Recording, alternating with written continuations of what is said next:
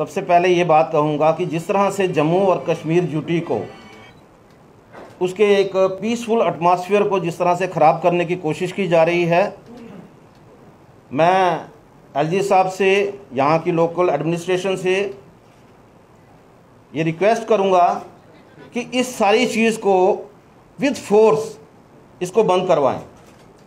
देखिए, चैम्बर जो है हमेशा एक ट्रेड की बात करती है, लेकिन उसके साथ साथ अगर एक सिविलियन के साथ हम देखें, उसके हिसाब से देखें, तो हमारा ये फ़र्ज भी बनता है कि जो घटनाएं जो हैं वो जम्मू कश्मीर में हो रही हैं, जम्मू कश्मीर यूटी में हो रही हैं, हम उनके बारे में भी चर्चा करें और अपनी राय दें। जिस तरह से एक फोर्स कन्वर्जन जो है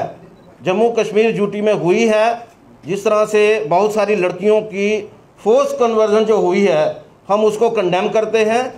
और गवर्नमेंट को अपील करते हैं कि भाई इस तरह का एक कानून बनाया जाए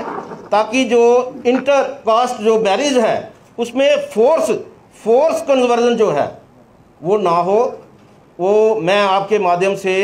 गवर्नमेंट से, एलजी साहब से मैं अपील करना चाहूँगा कि इसके बारे में कोई ना कोई लॉ जो है हमारे जम्मू यूटी में आना चाहिए, जम्मू कश्मीर यूटी में आना चाहिए।